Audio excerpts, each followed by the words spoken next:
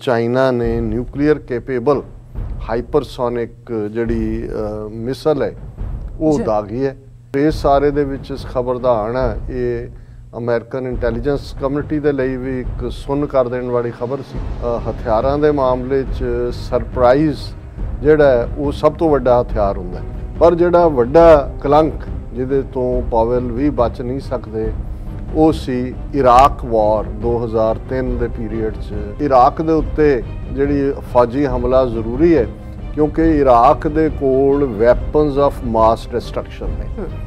ਹੁਣ ਇਹ American intelligence ਨੂੰ ਵੀ ਪਤਾ ਸੀ ਕਿ ਉਹਨਾਂ ਦੇ ਕੋਲ ਨਹੀਂ ਨੇ, ਲੇਕਿਨ ਜੂਨੀਅਰ ਬੁਸ਼ ਦੇ ਦਿਲੋਂ ਦਿਮਾਗ 'ਚ ਆਪਣੇ ਪਿਓ ਦੇ ਜ਼ਮਾਨੇ ਦਾ ਬਦਲਾ ਲੈਣ ਦੀ ਭਾਵਨਾ ਸੀਨੀਅਰ ਬੁਸ਼ ਦੇ ਜ਼ਮਾਨੇ ਦੀ ਸਦਾਮ ਹੁਸੈਨ ਦੇ ਖਿਲਾਫ ਉਹ ਸੀ। ਹਿਸਟੋਰੀਕਲੀ ਜਦੋਂ ਅਸੀਂ ਦਿੱਲੀ ਰਜੀਮ ਦੇ ਖਿਲਾਫ ਪਾਸਟ ਸਦੀਆਂ ਦੀ ਸਟਰਗਲ ਦੇਖਦੇ ਹਾਂ ਤੇ ਦੋ ਹੀ ਕਰੰਟ ਨੇ ਜਿਹੜੇ ਬਰਾਬਰ ਚੈਲੰਜ ਕਰਦੇ ਨੇ ਦਿੱਲੀ ਸਾਮਰਾਜ ਨੂੰ। ਇੱਕ ਪਾਸੇ ਮਰਾਠਾ ਚੈਲੰਜ ਸੀ ਜਿਹੜਾ ਸ਼ਿਵਾਜੀ ਦੇ ਰੂਪ 'ਚ ਔਰ ਬਾਅਦ 'ਚ ਮਰਾਠਾ ਐਮਪਾਇਰ। ਇਹ ਵੱਖਰੀ ਗੱਲ ਹੈ ਕਿ ਮਰਾਠੇ ਜਿਨ੍ਹਾਂ ਨੂੰ ਬ੍ਰਾਹਮਣ ਨੇ ਸ਼ੂਦਰ ਐਲਾਨਿਆ ਹੋਇਆ ਹੈ, ਇਵੈਂਚੁਅਲੀ ਸ਼ਿਵਾਜੀ ਦੇ ਮੁੰਡੇ ਸ਼ੰਭੂ ਜੀ ਨੂੰ ਮਾਰ ਮੂਰ ਕੇ ਉੱਥੋਂ ਦੇ ਬਾਹਮਣਾਂ ਨੇ ਜਿਨ੍ਹਾਂ ਨੂੰ ਪੇਸ਼ਵਾ ਕਿਹਾ ਜਾਂਦਾ ਹੈ ਉਸ ਪਾਵਰ ਦੇ ਉੱਤੇ ਕੰਟਰੋਲ ਕਰ ਲਿਆ। ਮੇਰੀ ਸਲਾਹ ਹੈ ਮੋਦੀ ਨੂੰ ਕਿ ਸੈਂਟਰਲ ਗਵਰਨਮੈਂਟ ਸਰਹੱਦੀ ਸੂਬੇ ਪੰਜਾਬ ਦੇ ਕਿਸਾਨਾਂ ਨੂੰ ਅਪਸੈਟ ਨਾ ਕਰੇ, ਉਹਨਾਂ ਨੂੰ ਅਪਸੈਟ ਨਾ ਹੋਣ ਦੇਵੇ। ਜੇਕਰ ਅਸੀਂ ਕਿਸਾਨਾਂ ਤੇ ਸਰਹੱਦੀ ਸੂਬੇ ਦੇ ਲੋਕਾਂ ਨੂੰ ਪਰੇਸ਼ਾਨ ਕਰਾਂਗੇ ਤਾਂ ਇਸ ਦੇ ਕੋਈ ਹੋਰ ਅਸਰ ਵੀ ਪੈਣਗੇ। ਸਾਡੇ ਮੁਲਕ ਨੇ ਪੰਜਾਬ ਨੂੰ ਅਪਸੈਟ ਕਰਨ ਦੀ ਕੀਮਤ ਚੁਕਾਈ ਹੈ, ਇੱਥੋਂ ਤੱਕ ਕਿ ਉਦੋਂ ਦੇ ਪ੍ਰਧਾਨ ਮੰਤਰੀ ਇੰਦਰਾ ਗਾਂਧੀ ਨੂੰ ਆਪਣੀ ਜਾਨ ਗਵਾਉਣੀ ਪਈ। ਵਾਹਿਗੁਰੂ ਜੀ ਕਾ ਖਾਲਸਾ ਵਾਹਿਗੁਰੂ ਜੀ ਕੀ ਫਤਿਹ। ਅਸਲਾਮ ਵਾਲੇਕੁਮ, ਆਦਾਬ, ਵਰਜ਼ ਮੈਂ ਤੁਹਾਡੀ ਹੋਸਟ ਨੀਲਮ ਕੌਰ ਤੇ ਮੈਂ TV 84 ਦੇ ਸਾਰੇ ਦਰਸ਼ਕਾਂ ਤੇ ਸਰੋਤਿਆਂ ਨੂੰ ਜੀ ਆਇਆਂ ਕਹਿੰਦੀਆਂ ਪ੍ਰੋਗਰਾਮ ਸੱਚੋ ਸੱਚ ਵਿੱਚ, ਜਿਹੜੇ ਇਸ ਪ੍ਰੋਗਰਾਮ ਨਾਲ ਦੇਸ਼ਾਂ ਵਿਦੇਸ਼ਾਂ ਤੋਂ ਜੁੜ ਚੁੱਕੇ ਨੇ। ਕੱਲ੍ਹ ਸਾਨੂੰ ਫੇਅਰ ਸੈਂਟਰ ਦੇ ਸੰਚਾਲਕ ਡਾਕਟਰ ਅਮਰਜੀਤ ਸਿੰਘ ਜੀ ਰੋਜ਼ਾਨਾ ਇਸ ਤਰ੍ਹਾਂ ਸਟੂਡੀਓ 'ਚ ਮਿਲਣਾ ਸ਼ਾਮਲ ਨੇ। ਉਹਨਾਂ ਨਾਲ ਗੱਲਬਾਤ ਕਰਕੇ ਆਏ ਦੇ ਆ ਇਸ਼ੂਜ਼ ਉੱਪਰ ਉਹਨਾਂ ਤੋਂ ਉਹਨਾਂ ਦੇ ਵਿਚਾਰ ਜਾਣਦੇ ਹਾਂ। ਜੀ ਡਾਕਟਰ ਸਾਹਿਬ, ਵਾਹਿਗੁਰੂ ਜੀ ਕਾ ਖਾਲਸਾ ਵਾਹਿਗੁਰੂ ਜੀ ਕੀ ਫਤਿਹ। ਹਾਂਜੀ ਨੀਲਮ ਕੌਰ ਜੀ, ਤੁਹਾਨੂੰ ਵੀ ਤੇ ਦੁਨੀਆ ਭਰ 'ਚ ਬੈਠੇ ਸਾਡੇ ਬਹੁਤ ਹੀ ਪਿਆਰੇ ਸੋਹਣੇ ਸਿਆਣੇ TV 84 ਦੇ ਵਿਊਅਰਸ ਨੂੰ ਵੀ ਵਾਹਿਗੁਰੂ ਜੀ ਕਾ ਖਾਲਸਾ ਵਾਹਿਗੁਰੂ ਜੀ ਕੀ ਫਤਿਹ। ਤੇ ਸਾਡੇ ਬਹੁਤ ਹੀ ਪਿਆਰੇ ਮੁਸਲਮਾਨ ਭੈਣਾਂ ਭਰਾਵਾਂ ਨੂੰ अस्सलाम वालेकुम। जी डॉक्टर साहब, जी आया नु प्रोग्राम सचो सच विच बहुत शुक्रिया जी। डॉक्टर साहब, आज 18 अक्तूबर 2021 4 कतक नानक शाही सम्मत 553 ਦਾ ਦਿਨ ਹੈ ਤੇ ਡਾਕਟਰ ਸਾਹਿਬ ਪ੍ਰੋਗਰਾਮ ਸ਼ੁਰੂ ਕਰਨ ਤੋਂ ਪਹਿਲਾਂ ਅਸੀਂ ਆਪਣੇ ਦਰਸ਼ਕਾਂ ਤੇ ਸਰੋਤਿਆਂ ਨੂੰ ਹਮੇਸ਼ਾ ਤਰ੍ਹਾਂ ਦਾ ਸੀ ਵਿਊਅਰਸ, ਜੇ ਤੁਸੀਂ ਹੱਕ ਸੱਚ ਇਨਸਾਫ ਤੇ ਪੈਰਾ ਦਿਨ ਦਾ ਇੱਕੋ ਇੱਕ ਚੈਨਲ TV 84 ਨੂੰ ਦੇਖਣਾ ਚਾਹੁੰਦੇ ਹੋ ਤਾਂ ਤੁਸੀਂ ਦੇਖ ਸਕਦੇ ਹੋ ਸਪੈਕਟਰਮ ਕੇਬਲ, ਆਸ਼ੀਨ ਕੇਬਲ, ਬੈਲ 5 ਕੇਬਲ ਕੈਨੇਡਾ, roku, ਜਾਦੂ ਬਾਕਸ, ਸ਼ਾਵਾ, Facebook TV 84 ਦੀ ਐਪ ਰਾਹੀਂ online streaming and IP box ਤੇ ਤੁਸੀਂ TV 84 ਨੂੰ ਦੇਖ ਸਕਦੇ ਹੋ। ਵਿਊਅਰਸ, ਜੇ ਤੁਸੀਂ TV 84 ਨਾਲ ਜਾਂ ਪ੍ਰੋਗਰਾਮ ਸੱਚੋ ਸੱਚ ਨਾਲ ਫੇਸਬੁੱਕ ਰਾਹੀਂ ਜੁੜੇ ਤਾਂ ਇਸ ਨੂੰ ਵੱਧ ਤੋਂ ਵੱਧ ਲਾਈਕ ਕਰੋ ਤੇ ਸ਼ੇਅਰ ਕਰੋ ਅਤੇ ਨਾਲ ਇਸ YouTube ਤੇ ਸਬਸਕ੍ਰਾਈਬ ਵੀ ਕਰੋ। ਇਹ ਵੀ ਦੱਸ ਦਿਓ ਕਿ ਤੁਸੀਂ TV 84 ਦੀ ਐਪ ਨੂੰ ਐਂਡਰੋਇਡ ਐਂਡ ਐਪ ਸਟੋਰ ਤੇ ਡਾਊਨਲੋਡ ਕਰਕੇ ਜੋ TV 84 ਦੀ ਲਾਈਵ ਸਟ੍ਰੀਮ ਹੈ ਉਸ ਨੂੰ ਤੁਸੀਂ 24 ਆਵਰਸ ਦੇਖ ਸਕਦੇ ਹੋ। ਵਿਊਅਰਸ, ਹੁਣ ਅਸੀਂ ਆਪਣੇ ਪ੍ਰੋਗਰਾਮ ਦੀ ਸ਼ੁਰੂਆਤ ਕਰਨ ਜਾ ਰਹੇ ਹਾਂ। ਇਸ ਵੀਕ ਦਾ ਪਹਿਲਾ ਪ੍ਰੋਗਰਾਮ ਕਰਨ ਜਾ ਰਹੇ ਹਾਂ ਔਰ ਆਸ ਕਰਦੇ ਹਾਂ ਕਿ ਜਿਹੜਾ ਤੁਹਾਡਾ ਵੀਕਐਂਡ ਹੈ ਉਹ ਬਹੁਤ ਹੀ ਵਧੀਆ ਗੁਜ਼ਰਿਆ ਹੋਏਗਾ। ਸੋ ਹੁਣ ਪ੍ਰੋਗਰਾਮ ਦੇ ਸ਼ੁਰੂ ਦੇ ਵਿੱਚ ਅੱਜ ਤੁਹਾਨੂੰ ਦੱਸ ਦਈਏ ਕਿ ਅੱਜ ਦੀ ਸਪਾਂਸਰਸ਼ਿਪ ਲਈ ਸਾਨੂੰ ਸਪਾਂਸਰ ਕੀਤਾ ਗਿਆ ਹੈ ਸਾਨੂੰ ਸੈਟਲ ਤੋਂ ਸਰਦਾਰ ਕਰਮਜੀਤ ਸਿੰਘ ਜੀ ਹੋਰਾਂ ਵੱਲੋਂ। ਸੋ ਇਹਨਾਂ ਨੇ TV 84 ਦੀ ਚੜ੍ਹਦੀ ਕਲਾ ਲਈ ਅਰਦਾਸ ਕੀਤੀ ਹੈ ਔਰ ਇਹਨਾਂ ਨੇ ਕਿਹਾ ਹੈ ਕਿ ਸਾਰੀ ਜਾਣਕਾਰੀ ਸਾਡੇ ਤੱਕ ਪਹੁੰਚਾਉਣੀ ਬਹੁਤ ਜ਼ਰੂਰੀ ਹੈ, ਸਹੀ ਜਿਹੜੀ ਜਾਣਕਾਰੀ ਹੈ। ਸੋ TV 84 ਨੇ ਇਹ ਕਾਰਜ ਬਾਖੂਬੀ ਨਿਭਾਇਆ ਹੈ।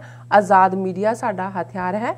ਗੋਦੀ ਮੀਡੀਆ ਦੇ ਪ੍ਰੋਪੇਗੈਂਡੇ ਦੇ ਖਿਲਾਫ ਸਾਡਾ ਸਾਰਿਆਂ ਦਾ ਫਰਜ਼ ਬਣਦਾ ਹੈ ਕਿ TV 84 ਦੀ ਵੱਧ ਤੋਂ ਵੱਧ ਮਦਦ ਕੀਤੀ ਜਾਵੇ।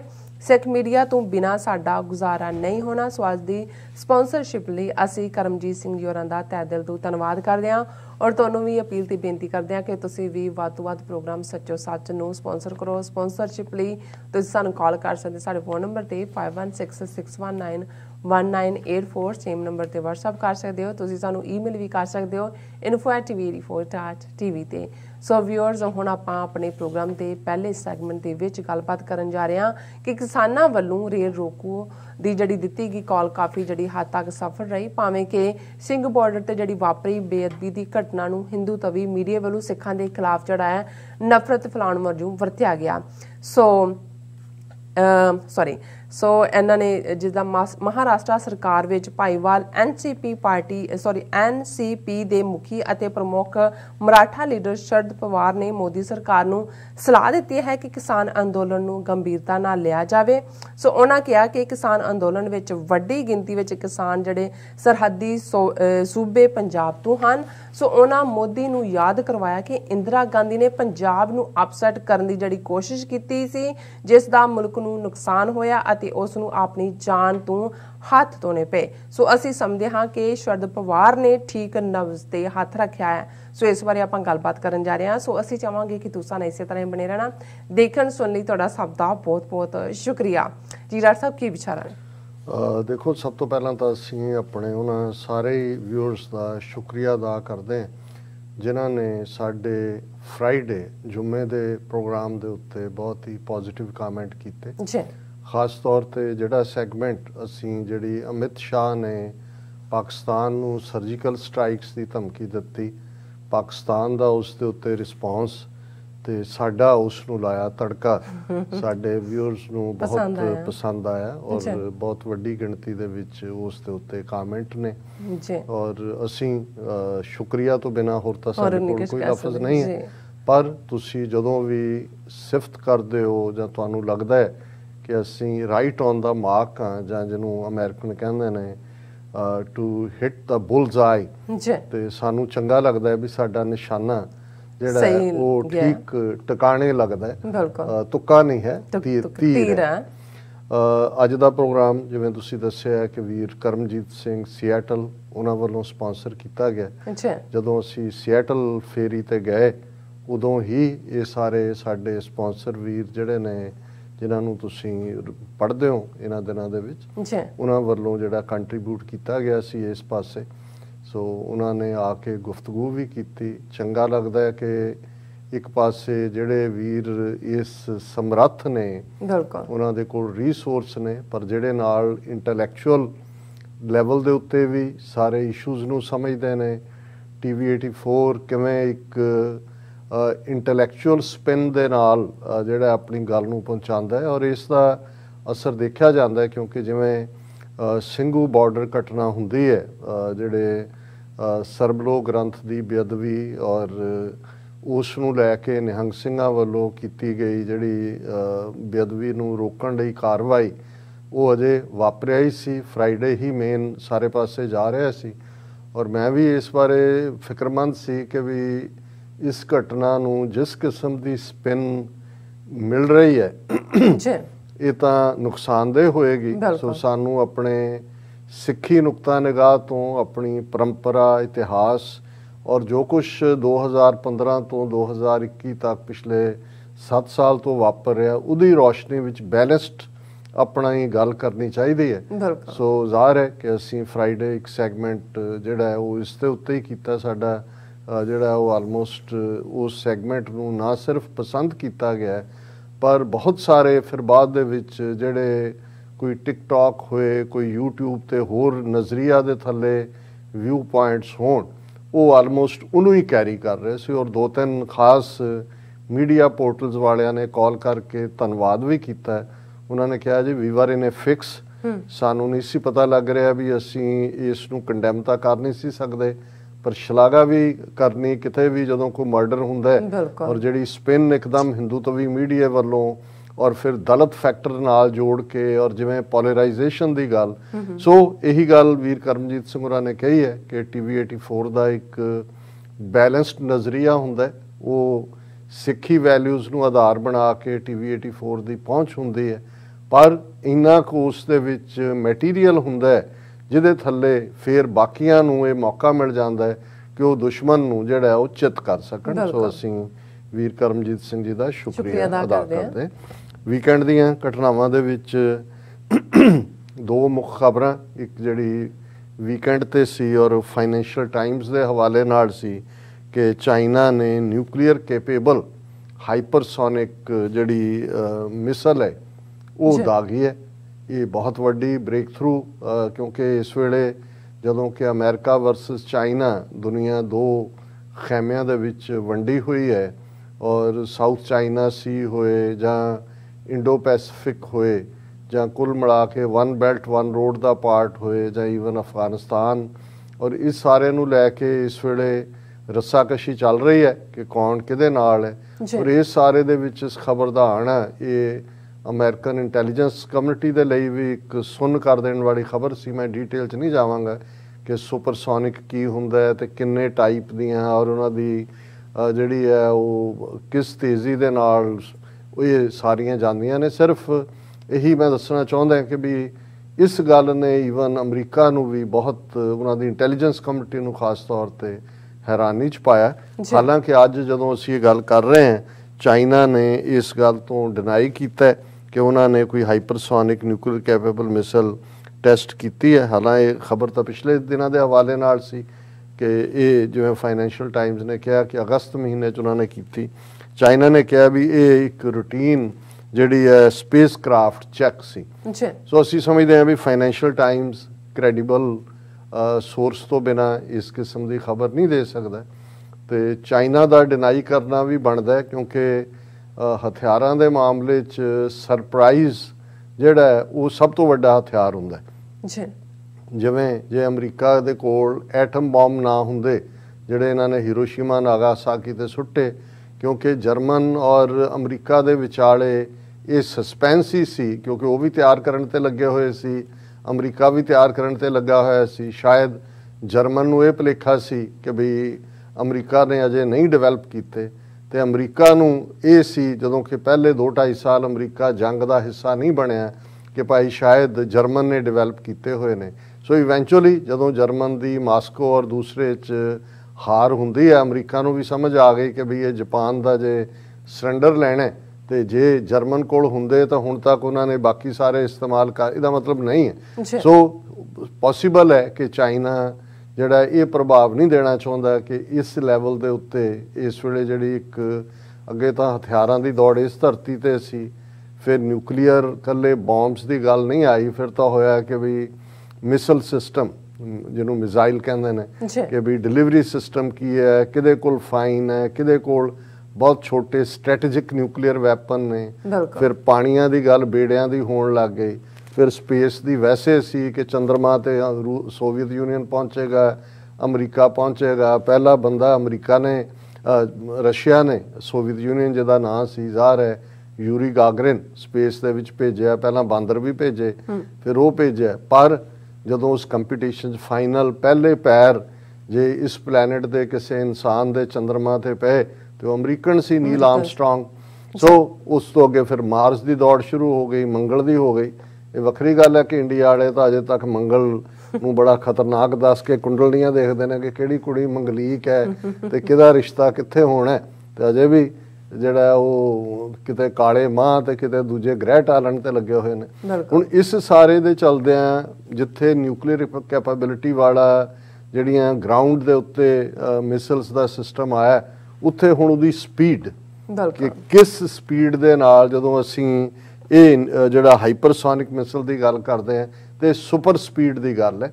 ਸੋ ਜ਼ਾਹਰ ਹੈ ਕਿ ਵੀ ਚਾਈਨਾ ਨਾ ਸਿਰਫ ਇੱਕ ਪਾਸੇ ਇਕਨੋਮੀ ਦੇ ਹਵਾਲੇ ਨਾਲ ਉਹਦੀ $15 ਟ੍ਰਿਲੀਅਨ ਦੀ ਇਕਨੋਮੀ, ਬੇਸ਼ੱਕ ਅਮਰੀਕਾ ਤੋਂ ਪਿੱਛੇ ਹੈ ਕਾਫੀ, ਲੇਕਿਨ ਜੇ ਮਿਲੀਟੈਰਲੀ ਚਾਈਨਾ ਦਾ ਇਹ ਜਿਹੜਾ ਪਾਰਟ ਹੈ ਜਿਹੜੀ ਖਬਰ ਇਸ ਨਾਲ ਜੁੜੀ ਹੋਈ ਹੈ ਹੁੰਦਾ ਤੇ ਇਹ ਇਸ ਤੋਂ ਇਹ ਲੱਗਦਾ ਕਿ ਇੱਕ ਨਵੀਂ ਰੇਸ, ਉਹ ਤਾਂ ਰੇਸ ਤਾਂ ਚੱਲ ਹੀ ਰਹੀ ਹੈ, ਲੇਕਿਨ ਚਾਈਨਾ ਦਾ ਜਿਹੜਾ ਪ੍ਰਭਾਵ ਹੈ ਦੁਨੀਆ ਦੇ ਵਿੱਚ, ਇਹ ਖਬਰ ਉਹਨੂੰ ਜਿਹੜਾ ਉਹਦੇ ਮਿਲਟਰੀ ਮਾਈਟ ਦੇ ਐਂਗਲ ਤੋਂ ਵਧਾਉਣ ਵਾਲੀ ਹੈ।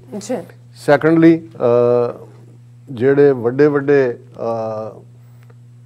ਤਾਕਤਵਰ ਲੋਕ ਹੁੰਦੇ ਨੇ, ਅਲਟੀਮੇਟਲੀ ਜਾਣਾ ਤਾਂ ਹਰ ਇੱਕ ਨਹੀਂ ਹੈ, ਲੇਕਿਨ ਕਈ ਵਾਰ ਅੱਜ ਜਦੋਂ ਅਸੀਂ ਇਹ ਖਬਰ ਦੇਖ ਰਹੇ ਹਾਂ ਕਿ ਅਮਰੀਕਾ ਦੇ ਸਾਬਕਾ ਫੌਜੀ ਜਨਰਲ ਕੋਲਿਨ ਪਾਵੈਲ ਜਿਹੜੇ ਸੈਕਟਰੀ ਆਫ ਸਟੇਟ ਵੀ ਰਹੇ ਪ੍ਰੈਜ਼ੀਡੈਂਟ ਬੁਸ਼, ਜੂਨੀਅਰ ਬੁਸ਼ 2000 ਦੇ ਵਿੱਚ ਜਦੋਂ ਉਹ ਪ੍ਰੈਜ਼ੀਡੈਂਟ ਬਣਦਾ ਇੱਕਦਮ 9/11 ਵੀ ਹੁੰਦਾ।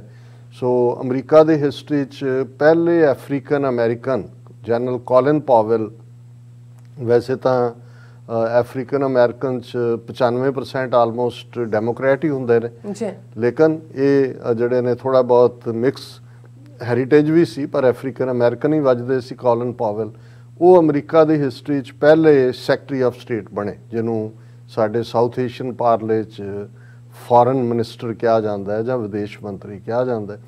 ਔਰ ਜ਼ਾਹਰ ਹੈ ਕੋਲਿਨ ਪਾਵੈਲ ਇੱਕ ਰਿਪਬਲਿਕਨ ਵੀ ਔਰ ਇੱਕ ਅਫਰੀਕਨ ਅਮਰੀਕਨ ਦੇ ਤੌਰ ਤੇ ਵੀ, ਜਨਰਲ ਦੇ ਤੌਰ ਤੇ ਵੀ ਇੱਕ ਕਲੀਨ ਇਮੇਜ ਦੇ ਨਾਲ, ਔਰ ਇੱਥੇ ਨਿਊਯਾਰਕ ਦੀ ਯੂਨੀਵਰਸਿਟੀ ਚੋਂ ਹੀ ਉਹ ਪੜ੍ਹ ਕੇ ਗਏ ਹੋਏ ਸੀ।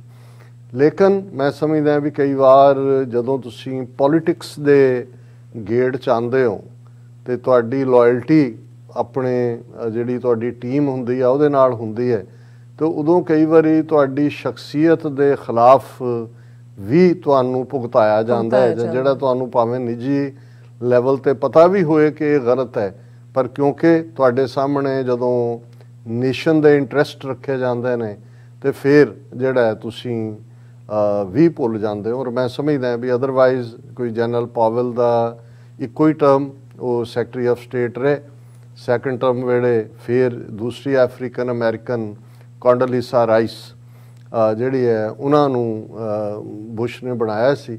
ਸੋ ਇੱਕੋ ਟਰਮ ਵੇਲੇ 9/11 ਹੋਇਆ ਸੀ, ਔਰ ਜਦੋਂ ਅਸੀਂ ਦੁਨੀਆ ਦੇ ਮੁਲਕਾਂ ਨੂੰ ਅਫਗਾਨਿਸਤਾਨ ਦੇ ਖਿਲਾਫ ਲਾਮਬੰਦ ਕਰਨ 'ਚ ਦੇਖਦੇ ਹਾਂ, ਉਹਦੇ 'ਚ ਉਹ ਸਕਸੈਸਫੁਲ ਰਹੇ।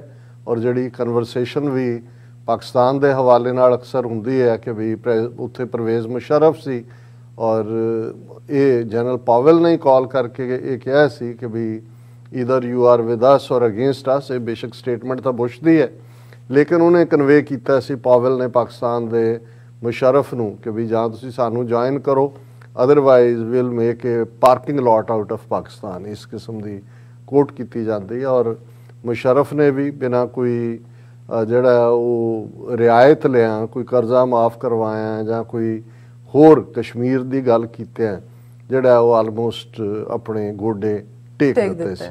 ਔਰ ਜ਼ਾਹਰ ਹੈ ਇਹਦੇ ਪਿੱਛੇ ਇਹ ਵੀ ਰੀਜ਼ਨ ਹੋਏਗਾ ਕਿ ਆਲਰੇਡੀ UN ਸਿਕਿਉਰਿਟੀ ਕੌਂਸਲ ਦਾ ਰੈਜ਼ੋਲੂਸ਼ਨ ਜਿਹੜਾ ਉਹ ਇਸ ਮੁੱਦੇ ਤੇ ਆ ਚੁੱਕਾ ਸੀ, ਔਰ ਉਹਨੂੰ ਵਾਇਲੇਟ ਕਰਨਾ ਸ਼ਾਇਦ ਸੌਖਾ ਨਾ ਹੁੰਦਾ, ਲੇਕਿਨ ਇਹ ਇੱਕ ਡਿਬੇਟ ਰਹੇਗੀ। ਸੋ ਕੋਲਿਨ ਪਾਵਲ ਨੇ ਇਹ ਪਾਰਟ ਤਾਂ ਜੇ 9/11 ਤੋਂ ਬਾਅਦ ਨੈਸ਼ਨਲ ਇੰਟਰਸਟ ਦੀ ਗੱਲ ਵੀ ਕਰੀਏ ਕੀਤਾ, ਪਰ ਜਿਹੜਾ ਵੱਡਾ ਕਲੰਕ ਜਿਹਦੇ ਤੋਂ ਪਾਵਲ ਵੀ ਬਚ ਨਹੀਂ ਸਕਦੇ ਉਹ ਸੀ ਇਰਾਕ ਵਾਰ 2003 ਦੇ ਪੀਰੀਅਡ 'ਚ। ਔਰ ਉਹ ਵੀ ਜਦੋਂ ਕਿ ਟੈਸਟੀਮਨੀ ਉਹਨਾਂ ਨੇ UN ਦੇ ਵਿੱਚ ਵੀ ਦਿੱਤੀ, ਦੁਨੀਆ ਦੇ ਜਿਹੜੇ ਨੇ ਐਲੀਟ ਲੋਕ ਜਿਨ੍ਹਾਂ 'ਚ ਹਾਲਾਂ ਫਰਾਂਸ ਨੇ ਰਿਫਿਊਜ਼ ਕਰਤਾ ਸੀ ਜੁਆਇਨ ਕਰਨ, ਜੁਆਇਨ ਵੀ ਨਹੀਂ ਕੀਤਾ ਉਹਨੇ, ਫਰਾਂਸ ਨੇ, UK ਨੇ ਕੀਤਾ। ਔਰ ਇਹ ਸੀ ਕਿ ਵੀ ਇਰਾਕ ਦੇ ਉੱਤੇ ਜਿਹੜੀ ਫੌਜੀ ਹਮਲਾ ਜ਼ਰੂਰੀ ਹੈ, ਕਿਉਂਕਿ ਇਰਾਕ ਦੇ ਕੋਲ ਵੈਪਨਸ ਆਫ ਮਾਸ ਡਿਸਟਰਕਸ਼ਨ ਨੇ। ਹੁਣ ਇਹ ਅਮਰੀਕਨ ਇੰਟੈਲੀਜੈਂਸ ਨੂੰ ਵੀ ਪਤਾ ਸੀ ਕਿ ਉਹਨਾਂ ਦੇ ਕੋਲ ਨਹੀਂ ਨੇ, ਲੇਕਿਨ ਜੂਨੀਅਰ ਬੁਸ਼ ਦੇ ਦਿਲੋਂ ਦਿਮਾਗ 'ਚ ਆਪਣੇ ਪਿਓ ਦੇ ਜ਼ਮਾਨੇ ਦਾ ਬਦਲਾ ਲੈਣ ਦੀ ਭਾਵਨਾ, ਸੀਨੀਅਰ ਬੁਸ਼ ਦੇ ਜ਼ਮਾਨੇ ਦੀ, ਸਦਾਮ ਹੁਸੈਨ ਦੇ ਖਿਲਾਫ ਉਹ ਸੀ। ਔਰ ਉਹ ਜਿਹੜਾ ਟੈਕਸਨ ਕਾਊਬਾਈ ਕਰੈਕਟਰ ਹੈ ਉਹਨਾਂ ਨੂੰ ਆਰਾਮ ਨਾਲ ਨਹੀਂ ਸੀ ਬਹਿਣ ਦਿੰਦਾ।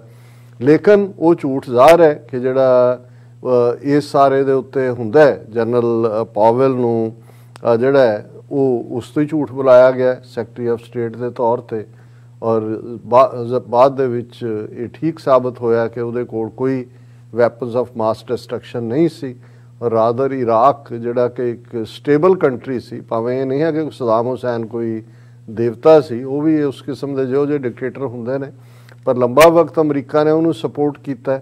ਔਰ ਇਹ ਔਨ ਰੈਕਰਡ ਹਮੇਸ਼ਾ ਰਹੇਗਾ ਕਿ secretary of state general Powell ਜਿਹੜੇ ਨੇ ਉਹਨਾਂ ਨੇ ਝੂਠ ਬੋਲਿਆ, ਭਾਵੇਂ ਉਹਨਾਂ ਨੇ ਆਪਣੀ ਟੀਮ ਵੱਲੋਂ ਹੀ ਬੋਲਿਆ। ਸੋ ਅੱਜ ਉਹਨਾਂ ਦੀ ਡੈਥ ਹੋਈ ਹੈ।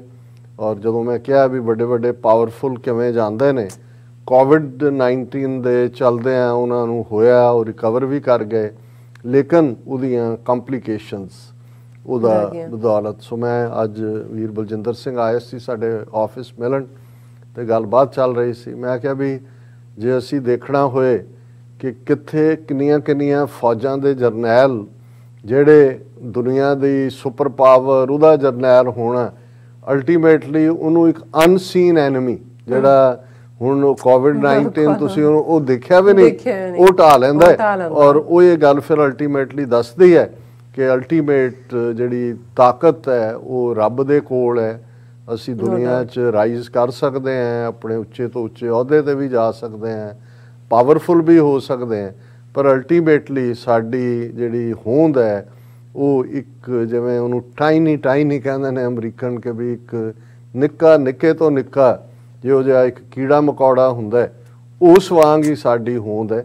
ਲੇਕਿਨ ਇਹਦੇ ਬਾਵਜੂਦ ਸਾਡੀ ਈਗੋ, ਸਾਡੀ ਅਨਾ ਔਰ ਹੰਕਾਰ ਸਾਨੂੰ ਕਿੱਥੇ ਦਾ ਕਿੱਥੇ ਲੈ ਜਾਂਦਾ ਹੈ। ਔਰ ਇਹੀ ਗੱਲ 10ਵੇਂ ਪਾਤਸ਼ਾਹ ਨੇ ਯਾਦ ਦਹਾਨੀ ਕਰਵਾਈ ਹੋਈ ਹੈ ਕਿ ਭਾਰੀ ਭੁਜਾਨ ਕੇ ਭੂਪ ਭਲੀ ਬਿਦ ਨਿਆਵਤ ਸੀਸ ਨਾ ਜਾਤ ਵਿਚਾਰੇ ਇਤੇ ਭੈ ਤੋਂ ਕਹਾਂ ਪੈ ਭੂਪਤ ਅੰਤ ਕੋ ਨਾਂਗੇ ਹੀ ਪਾਏ ਪਧਾਰੇ। ਕਿ ਵੱਡੀਆਂ ਵੱਡੀਆਂ ਤਾਕਤਾਂ ਵਾਲੇ ਬਾਦਸ਼ਾਹ, ਬਹੁਤ ਜਿਹੜੇ ਨੇ ਅਨਚੈਲੰਜਡ ਕਿੰਗਸ, ਕਿੰਨੇ ਲੋਕ ਉਹਨਾਂ ਅੱਗੇ ਸਿਰ ਨਵਾਉਂਦੇ ਸੀ, ਉਹਨਾਂ ਦੀ ਕਿੰਨੀ ਰਿਆਇਆ ਸੀ, ਉਹਦੀ ਗਿਣਤੀ ਨਹੀਂ ਹੋ ਸਕਦੀ। ਪਰ ਇਤੇ ਪੈ ਤੋਂ ਕਹਾਂ ਪੈ ਭੂਪ, ਕਿੱਥੇ ਚਲੇ ਗਏ? ਅੰਤ ਕੋ ਨਾਂਗੇ ਹੀ ਪਾਏ ਪਧਾਰੇ, ਅਖੀਰ ਇਸ ਦੁਨੀਆ ਤੋਂ ਨੰਗੇ ਪੈਰ ਹੀ ਜਾਣੇ। ਸੋ ਇਹੀ ਸਾਡੇ ਲਈ ਵੀ ਮੈਸੇਜ ਹੈ ਕਿ ਭਾਈ ਜਾਣਾ ਤਾਂ ਹਰ ਇੱਕ ਨੇ ਹੈ, ਲੇਕਿਨ ਇਸ ਗੱਲ ਦਾ ਧਿਆਨ ਰਹੇ ਕਿ ਅਲਟੀਮੇਟ ਸਾਡੀ ਅਕਾਊਂਟੇਬਿਲਿਟੀ, ਆਂਸਰੇਬਿਲਿਟੀ ਉਸ ਰੱਬ ਦੇ ਸਾਹਮਣੇ ਹੈ। ਔਰ ਅਸੀਂ ਤਾਂ ਉਸ ਰੱਬ ਦੀ ਬਖਸ਼ਿਸ਼ ਦੇ ਥੱਲੇ ਸ਼ੁਕਰਾਨੇ ਦੇ ਵਿੱਚ ਰਹੀਏ, ਔਰ ਜੋ ਵੀ ਸਾਡੇ ਕੋਲ ਬਣਦਾ ਹੈ, ਸਰਦਾ ਹੈ, ਉਸ ਰੱਬ ਦੀ ਖਲਕਤ ਦੀ ਖਿਦਮਤ ਦੇ ਵਿੱਚ ਲਾਈਏ। ਹੁਣ ਗੱਲ ਰੂਹਾਨੀਅਤ ਦੀ ਦੁਨੀਆ ਚੋਂ ਛਾਲ ਮਾਰ ਕੇ ਥੱਲੇ ਉਤਰੀ ਹੈ ਦੁਨੀਆਦਾਰੀ 'ਚ। ਕਿਸਾਨ ਅੰਦੋਲਨ, ਸਿੰਘੂ ਬਾਰਡਰ ਘਟਨਾ ਦਾ ਜ਼ਿਕਰ ਅਸੀਂ ਇੱਕ ਨੈਕਸਟ ਸੈਗਮੈਂਟ 'ਚ ਕਰਾਂਗੇ। ਲੇਕਿਨ ਕਿਉਂਕਿ ਕਿਸਾਨਾਂ ਨੇ ਬੀਤੇ ਕੱਲ੍ਹ ਯਾਨੀ ਕਿ 18 ਤਰੀਕ ਨੂੰ ਉਹਨਾਂ ਨੇ ਰੇਲ ਰੋਕੋ ਦੀ ਕਾਲ ਦਿੱਤੀ ਹੋਈ ਸੀ। 2 ਦਿਨ ਪਹਿਲਾਂ ਜਿਹੜੀ ਘਟਨਾ ਸਿੰਘੂ ਬਾਰਡਰ ਦੇ ਉੱਤੇ ਹੁੰਦੀ ਹੈ, ਉਸ ਨੂੰ ਲੈ ਕੇ ਇੰਡੀਅਨ ਮੀਡੀਆ ਨੇ ਬਿਲਕੁਲ ਨੈਗੇਟਿਵ ਇੱਕ ਨੈਰੇਟਿਵ ਸਿੱਖਾਂ ਦੇ ਖਿਲਾਫ ਵੀ, ਇਹਨੂੰ ਕਿਸਾਨ ਅੰਦੋਲਨ ਦੇ ਨਾਲ ਜੋੜ ਕੇ ਵੀ, ਵਾਇਲੈਂਸ ਨਾਲ ਜੋੜ ਕੇ ਵੀ ਬਣਾਉਣ ਦੀ ਕੋਸ਼ਿਸ਼ ਕੀਤੀ। ਸੋ ਇੱਕ ਅਨਸਰਟਨਟੀ ਸੀ ਕਿ ਕੀ ਜਿਹੜੀ ਕਾਲ ਉਹਨਾਂ ਦੀ ਰੇਲ ਰੋਕੋ ਐਜੀਟੇਸ਼ਨ ਦੇ ਨਾਲ ਉਹਨਾਂ ਨੇ ਦਿੱਤੀ ਹੈ, ਰੇਲ ਰੋਕੋ ਦੇ ਥੱਲੇ ਕਾਲ ਦਿੱਤੀ ਹੈ।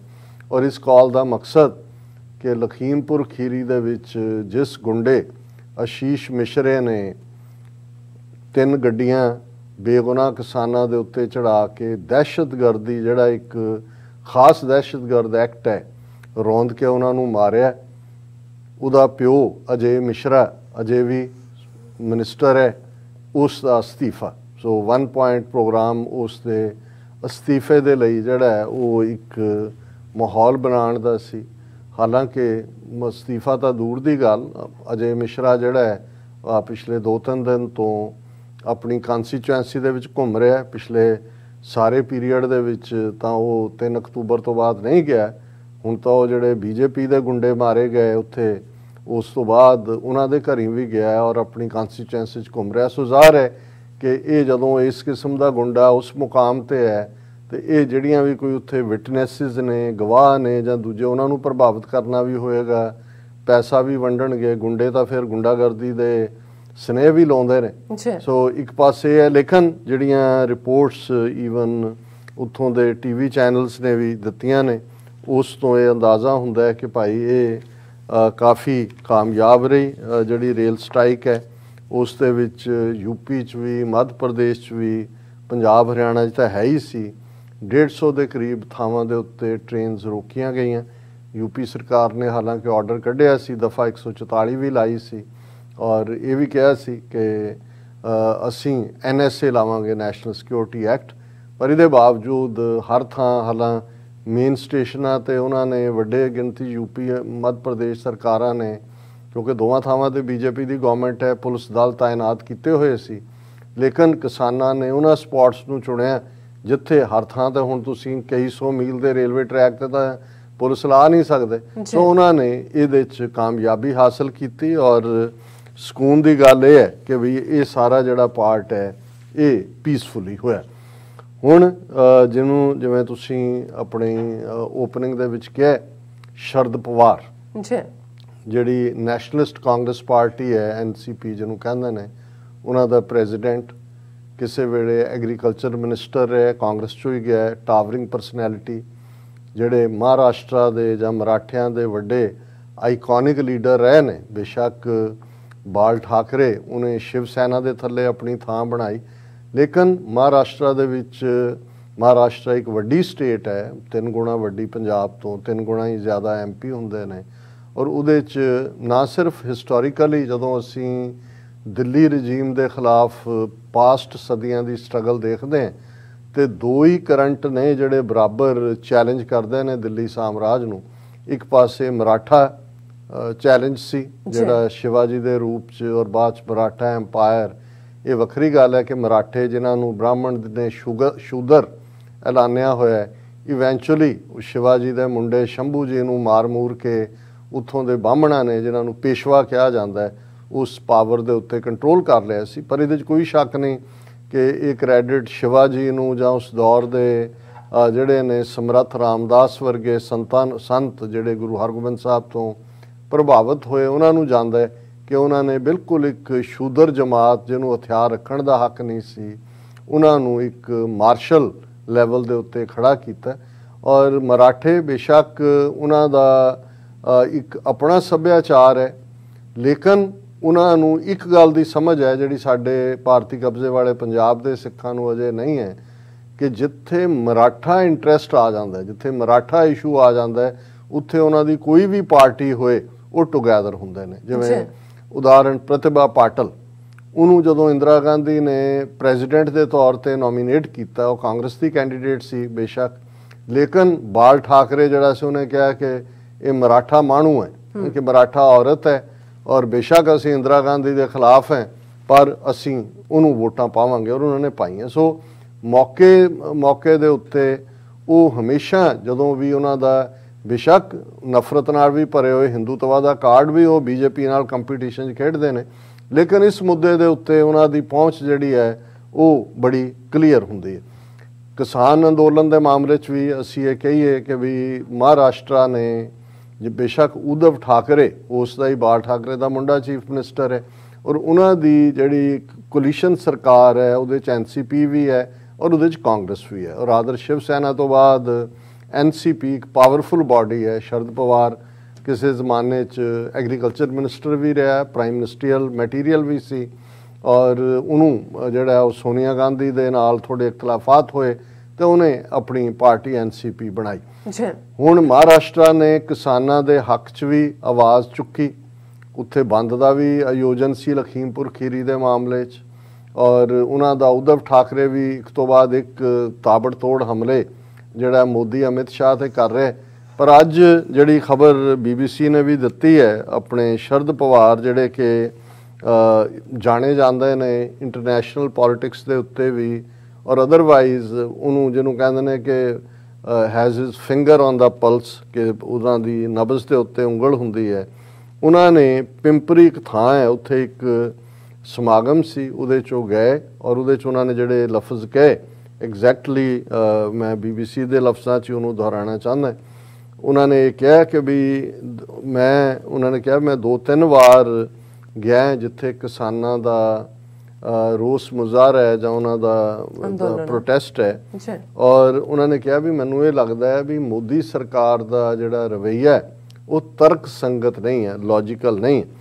ਫਿਰ ਉਹਨਾਂ ਨੇ ਕਿਹਾ ਵੀ ਹੁਣ ਇਹ ਉਹਨਾਂ ਦੇ ਐਗਜ਼ੈਕਟ ਲਫ਼ਜ਼, ਮੇਰੀ ਸਲਾਹ ਹੈ ਮੋਦੀ ਨੂੰ ਕਿ ਸੈਂਟਰਲ ਗਵਰਨਮੈਂਟ ਸਰਹੱਦੀ ਸੂਬੇ ਪੰਜਾਬ ਦੇ ਕਿਸਾਨਾਂ ਨੂੰ ਅਪਸੈਟ ਨਾ ਕਰੇ, ਉਹਨਾਂ ਨੂੰ ਅਪਸੈਟ ਨਾ ਹੋਣ ਦੇਵੇ। ਜੇਕਰ ਅਸੀਂ ਕਿਸਾਨਾਂ ਤੇ ਸਰਹੱਦੀ ਸੂਬੇ ਦੇ ਲੋਕਾਂ ਨੂੰ ਪਰੇਸ਼ਾਨ ਕਰਾਂਗੇ ਤਾਂ ਇਸ ਦੇ ਕੋਈ ਹੋਰ ਅਸਰ ਵੀ ਪੈਣਗੇ। ਪਹਿਲਾਂ ਤਾਂ ਉਹਨੇ ਜਨਰਲ ਕਿਹਾ ਕਿ ਵੀ ਸਰਹੱਦੀ ਸੂਬਾ ਹੈ, ਪੰਜਾਬ ਹੈ, ਇਹ ਜਿਹੜੇ ਨੇ ਇਹਨਾਂ ਨੂੰ ਅਸੀਂ ਅਪਸੈਟ ਨਾ ਕਰੀਏ। ਫਿਰ ਉਹਨਾਂ ਨੇ ਕਿਹਾ ਕਿ ਸਾਡੇ ਮੁਲਕ ਨੇ ਪੰਜਾਬ ਨੂੰ ਅਪਸੈਟ ਕਰਨ ਦੀ ਕੀਮਤ ਚੁਕਾਈ ਹੈ, ਮੁਲਕ ਨੇ, ਕਿ we have paid the price of upsetting Punjab. ਇੱਥੋਂ ਤੱਕ ਕਿ ਉਦੋਂ ਦੇ ਪ੍ਰਧਾਨ ਮੰਤਰੀ ਇੰਦਰਾ ਗਾਂਧੀ ਨੂੰ ਆਪਣੀ ਜਾਨ ਗਵਾਉਣੀ ਪਈ। ਹੁਣ ਇਹ ਜਿਹੜਾ ਫੀਅਰ ਹੈ, ਸ਼ਾਇਦ ਸਿੱਖਾਂ ਨੂੰ ਆਪਣੀ ਤਾਕਤ ਦਾ ਅਹਿਸਾਸ ਨਹੀਂ ਹੈ।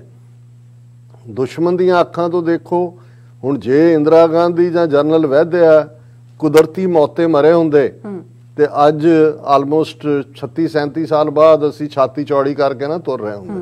ਜੇ ਦੁਨੀਆ ਭਰ 'ਚ ਸਾਡਾ ਪ੍ਰਾਈਡ ਹੈ, ਅਸੀਂ ਕਿੱਥੋਂ ਬੇਅੰਤ ਸਿੰਘ, ਸਤਵੰਤ ਸਿੰਘ, ਕੇਰ ਸਿੰਘ ਜਾਂ ਜਿੰਦੇ ਸੁੱਖੇ ਦਾ ਦੇਣਾ ਦੇ ਸਕਾਂਗੇ।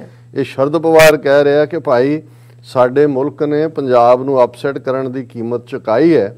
ਇੱਥੋਂ ਤੱਕ ਕਿ ਉਦੋਂ ਦੀ ਪ੍ਰਧਾਨ ਮੰਤਰੀ ਇੰਦਰਾ ਗਾਂਧੀ ਨੂੰ ਵੀ ਆਪਣੀ ਜਾਨ ਗਵਾਉਣੀ ਪਈ।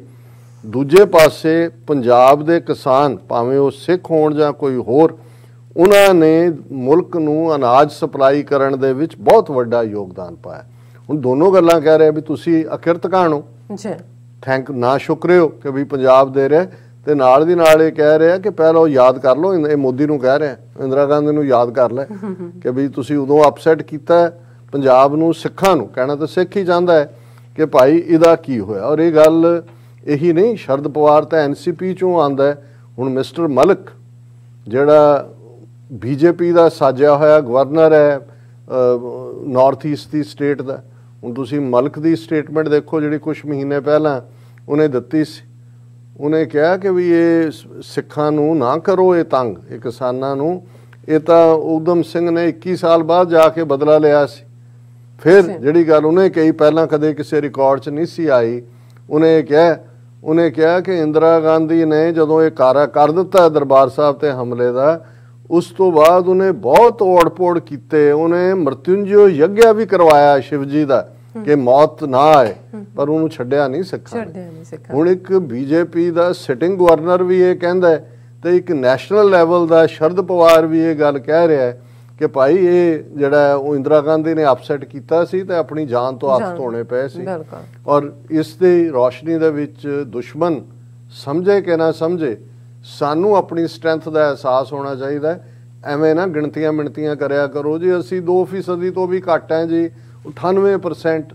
ਇਹ ਅਲਟੀਮੇਟਲੀ ਇਹ 2% ਹੈ ਜਿਹਨੇ ਉਸ ਖਿੱਤੇ ਦੀ ਕਿਸਮਤ ਨੂੰ ਡਿਸਾਈਡ ਕਰਨਾ, ਅਲਟੀਮੇਟਲੀ ਕਿਸ ਡਾਇਰੈਕਸ਼ਨ 'ਚ ਜਾਣਾ ਹੈ।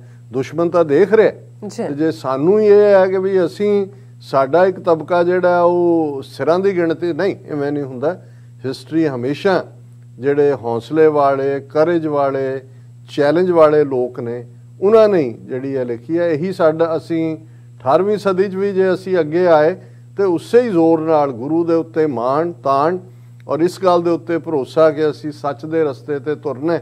ਔਰ ਉਹੀ ਜਿਹੜਾ ਖਾਲਸਾ ਸੋਏ ਜੋ ਨਿਰਧਨ ਕੋ ਪਾਲੇ, ਖਾਲਸਾ ਸੋਏ ਜੋ ਦੁਸ਼ਟ ਕੋ ਗੱਲ ਹੈ। ਸੋ ਯਾਦ ਕਰਵਾ ਰਹੇ ਨੇ ਸਾਰੇ ਕਿ ਇਹ ਦੁਸ਼ਟ ਨੂੰ ਡਿਸਟਰੋਏ ਕਰਨ ਲੱਗੇ ਬਹੁਤ ਜਿਹੜੇ ਨੇ ਉਹ ਇੰਤਜ਼ਾਰ ਨਹੀਂ ਕਰਦੇ। ਸੋ ਅਸੀਂ ਸਮਝਦੇ ਹਾਂ ਵੀ ਮੋਦੀ ਸਰਕਾਰ ਜੇ ਸਮਝ ਆਏਗੀ ਤਾਂ ਚੰਗਾ ਹੈ, ਅਦਰਵਾਈਜ਼ ਤਾਂ ਫਿਰ ਇਹੀ ਹੋਏਗਾ ਕਿ ਭਾਈ ਬੀਤਿਆ ਦਾ ਤਾਂ ਜੋ ਹੋਇਆ ਉਹ ਤਾਂ ਇਹੀ ਕਹਿ ਰਿਹਾ ਸ਼ਰਦ ਪਵਾਰ ਵੀ ਕਿ ਆਗੇ ਸਮਝ ਚਲੋ ਆਨੰਦ ਲਾਲਾ, ਪਾਛੇ ਜੋ ਬੀਤੀ ਸੋ ਬੀਤੀ। ਬੀਤਿਆਂ ਨੇ ਤਾਂ ਸਜ਼ਾ ਪਾਈ ਹੈ, ਤੁਸੀਂ ਘੱਟੋ ਘੱਟ ਅਕਲ ਤੋਂ ਕੰਮ ਲਾ ਲਓ। ਜੀ ਡਾਕਟਰ ਸਾਹਿਬ ਤੁਹਾਡਾ ਬਹੁਤ ਬਹੁਤ ਸ਼ੁਕਰੀਆ। ਸਾਥ ਲੈਣੇ ਬ੍ਰੇਕ ਤੋਂ ਪਹਿਲਾਂ ਅਸੀਂ ਆਪਣੇ ਦਰਸ਼ਕਾਂ ਤੇ ਸਰੋਤਿਆਂ ਨੂੰ ਅਪੀਲ ਤੇ ਬੇਨਤੀ ਕਰਦੀ ਵਿਊਅਰਸ, ਜਿਸ ਤਰ੍ਹਾਂ ਕਿ ਤੁਸੀਂ ਜਾਣਦੇ ਹੋ ਕਿ TV 84 ਇੱਕ ਪੰਥਕ ਚੈਨਲ ਹੈ। TV 84 ਦੀ ਚੜ੍ਹਦੀ ਕਲਾ ਲਈ ਵੱਧ ਤੋਂ ਵੱਧ ਡੋਨੇਟ ਕਰੋ। ਡੋਨੇਟ ਕਰਨ ਲਈ ਸਾਡੀ ਵੈਬਸਾਈਟ tv84.tv ਤੇ ਜਾ ਕੇ ਪੇਪਲ ਦੀ ਵਰਤੋਂ ਕਰਕੇ 1 ਟਾਈਮ ਡੋਨੇਟ ਕਰ ਸਕਦੇ ਹੋ, ਮੰਥਲੀ ਡੋਨੇਟ ਵੀ ਕਰ ਸਕਦੇ ਹੋ। ਤੁਸੀਂ TV 84 ਦੇ ਨਾਮ ਤੇ ਚੈੱਕ ਬਣਾ ਕੇ ਸਾਨੂੰ ਮੇਲ ਵੀ ਕਰ ਸਕਦੇ ਹੋ। ਸਾਡੇ ਇਸ ਪਤੇ ਤੇ 36-01 37th Avenue, Long Island City, New York 11101 USA, ਜਾਂ ਫਿਰ ਤੁਸੀਂ ਸਾਨੂੰ ਫੋਨ ਰਾਹੀਂ ਸੰਪਰਕ ਕਰ ਸਕਦੇ ਹੋ ਸਾਡੇ ਫੋਨ ਨੰਬਰ ਤੇ 5166191984। ਤੁਸੀਂ ਸਾਨੂੰ ਈਮੇਲ ਵੀ ਕਰ ਸਕਦੇ ਹੋ info@tv84.tv ਤੇ। ਅਸੀਂ ਤੁਹਾਡੇ ਤਹਿ ਦਿਲ ਤੋਂ ਸ਼ੁਕਰਗੁਜ਼ਾਰ ਹੋਵਾਂਗੇ। ਸੋ ਇੱਥੇ ਲੈਣੇ ਬ੍ਰੇਕ ਵਿਊਅਰਸ, ਤੁਸੀਂ ਸਾਨੂੰ ਇਸੇ ਤਰ੍ਹਾਂ ਹੀ ਬਣੇ ਰਹਿਣਾ। ਮਿਲਦੇ ਹਾਂ ਛੋਟੇ ਜਿਹੇ ਵਕਫੇ ਤੋਂ ਬਾਅਦ।